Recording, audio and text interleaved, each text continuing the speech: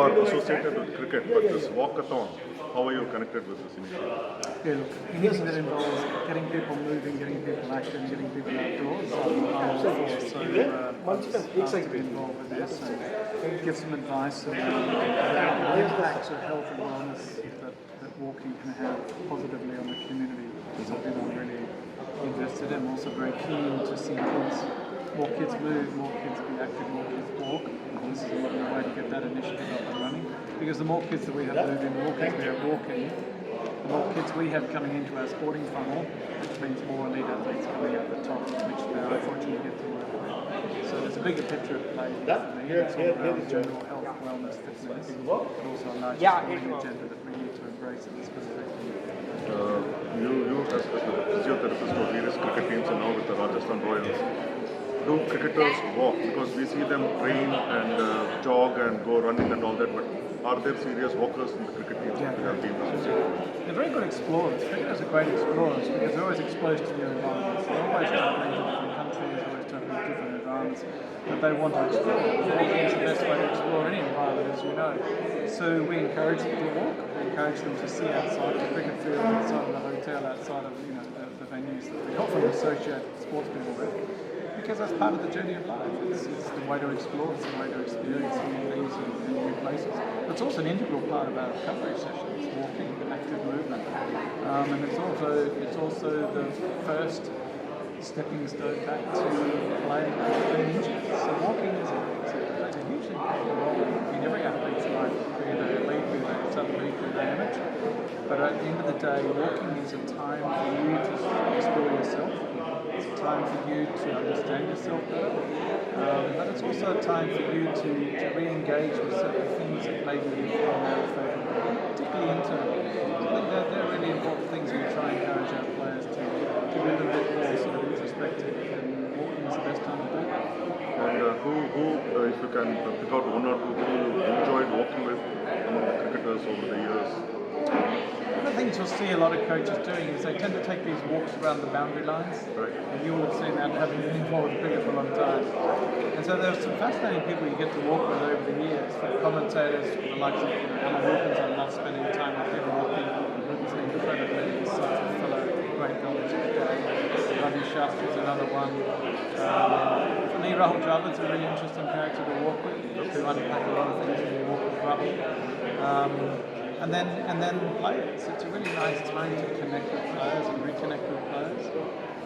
So you do spend a lot of time just walking around the grounds with your playing group and finding more about them, finding out about their families, finding out about what makes them tick, finding out what they enjoy, finding out the things that are upsetting them. So as somebody who's in the medical profession, it's a really nice way for us to engage or re-engage with our players at a more personal level. You just mentioned about Rahul Dravid, and he is the head coach of the Rajasthan Royals. The IPL season is not far away. Yes. How is the preparation been? How are the players geared up for this? How fit are they? Yeah. First of all, Rahul's really excited about being back amongst the IPL. He left the journey of the IPL. He was with us for many years previously with Rajasthan as captain, mentor, coach. He's since done incredible things in the coaching arena, as we're all aware. But the IPL's changed a lot since he left that arena. So it's been a great learning experience for him coming back into the fold. We're trying to help him on that. Rahul's a thinker. Rahul understands the game better than most people, and he will accept those changes quicker than perhaps anybody.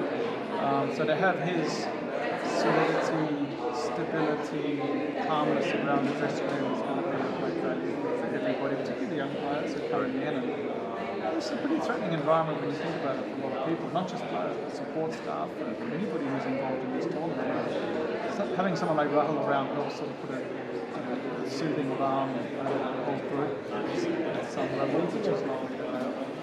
And then on the fitness front, it's always the dilemma you probably have is what are players going to be like when they come into the IPL, because they're all coming off large domestic seasons, international seasons, lots of performance pressures of a number of levels.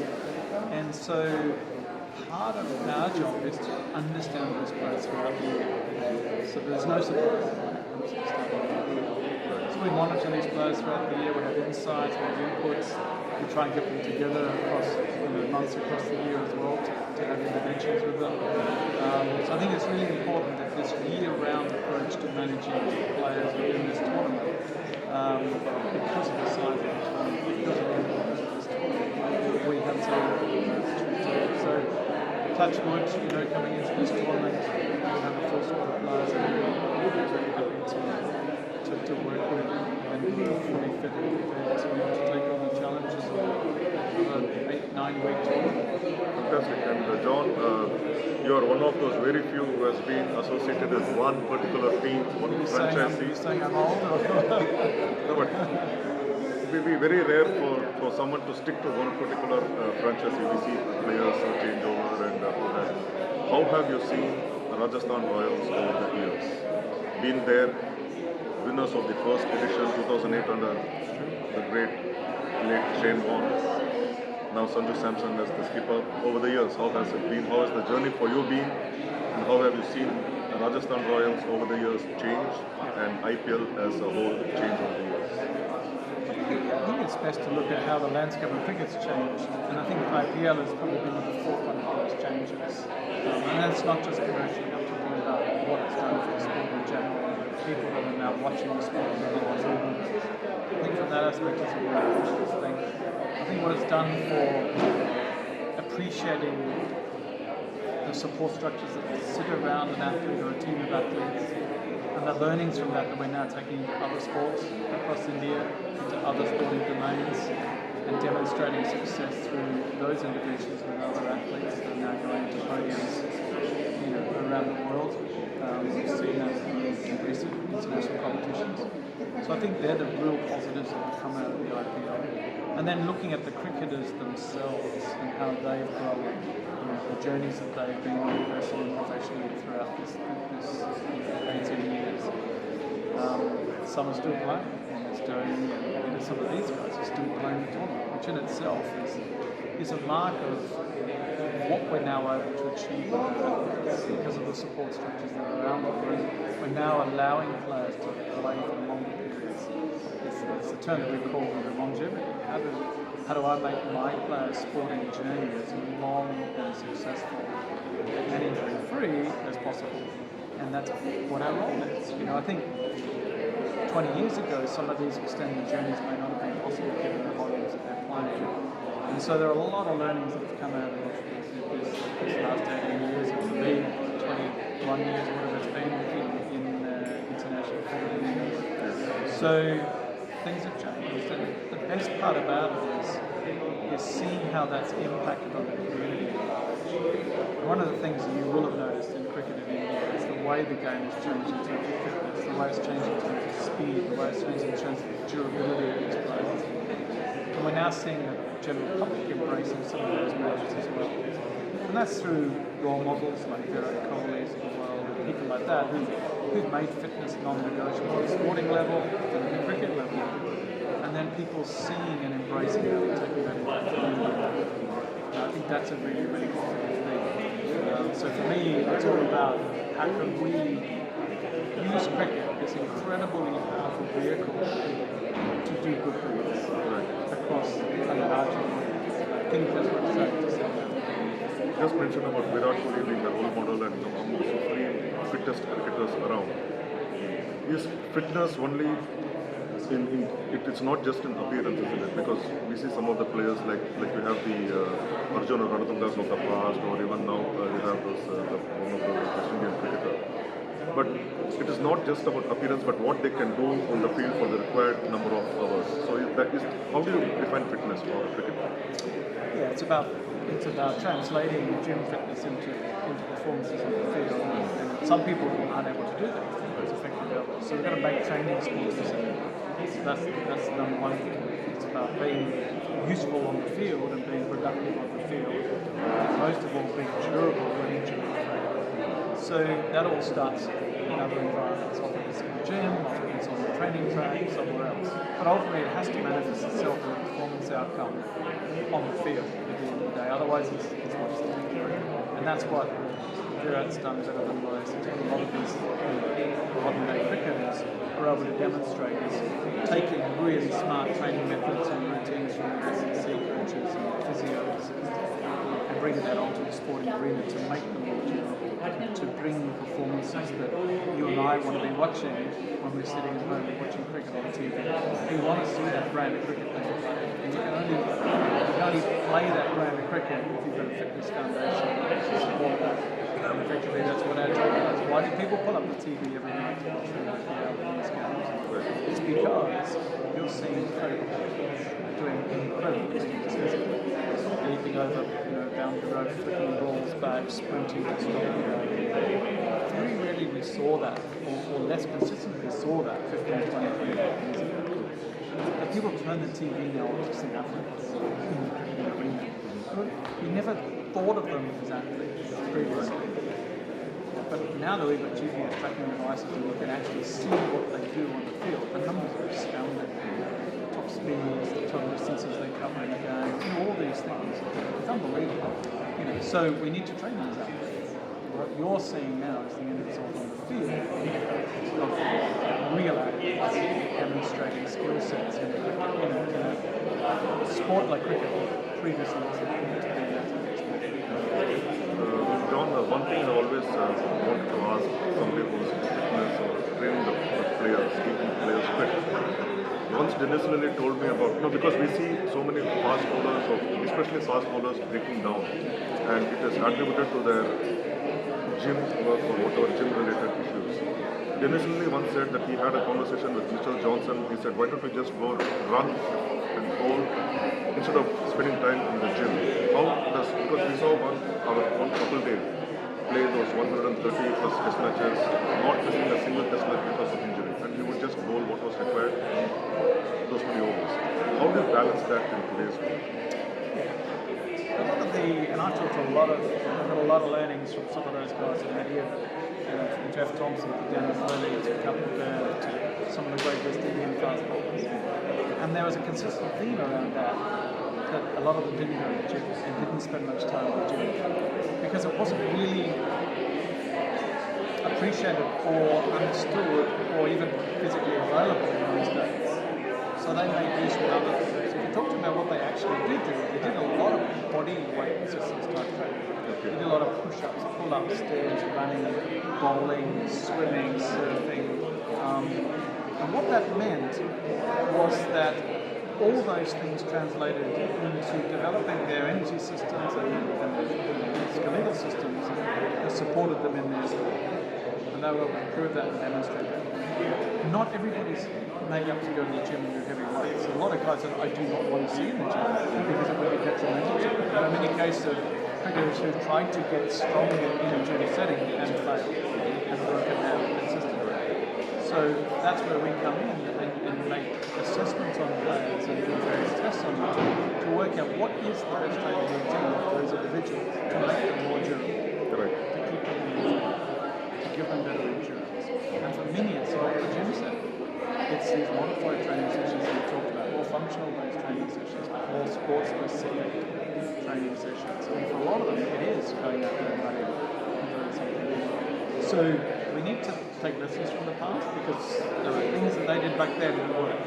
Seriously worked. A couple of days to play 140 odd test matches without missing a test because of injury and some of these stories that you and I hear about.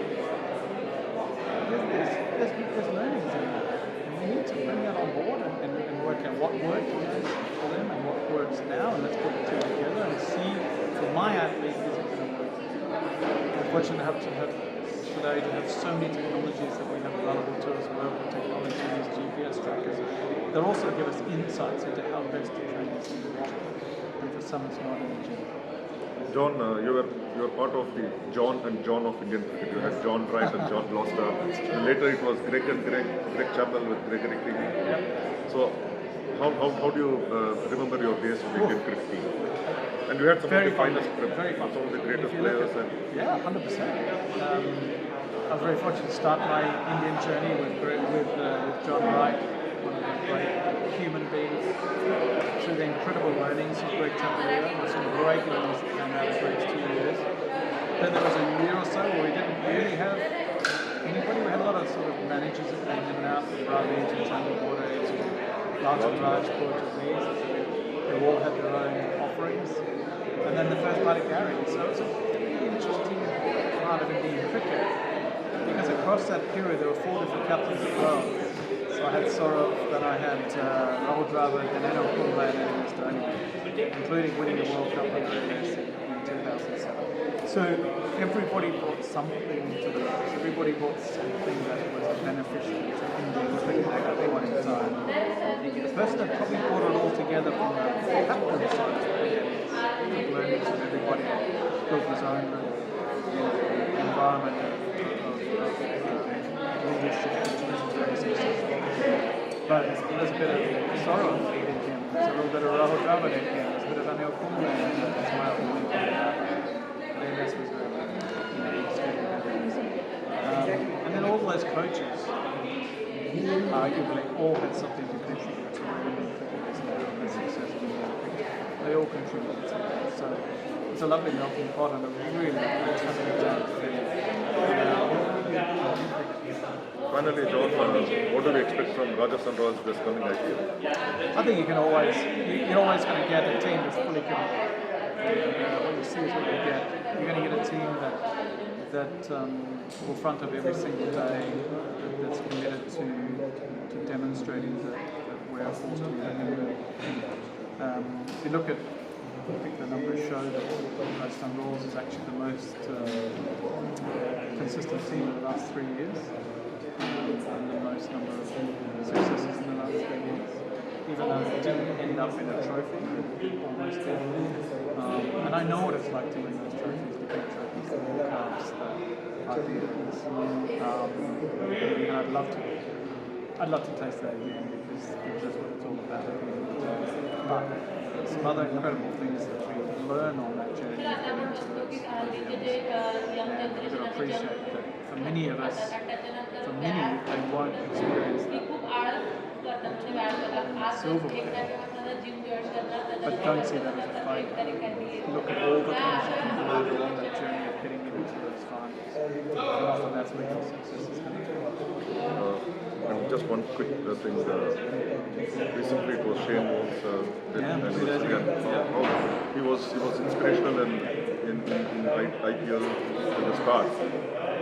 Your thoughts on Shane Warne and how much you have been closely associated with him? Yeah, I was very fortunate. What was he for you?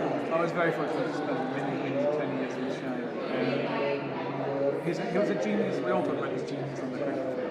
But there's another side to there's another generation. He's one of the most generous human beings in his own quiet way. The way he supported so many people, so many causes, very quietly.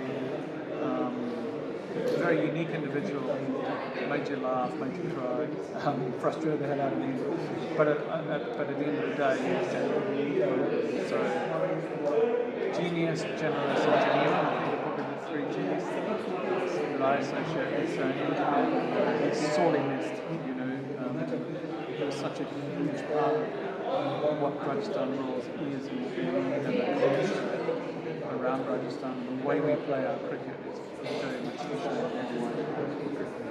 Thanks, John, and all the best for the coming season. Thank you. Pleasure talking to you. Thanks.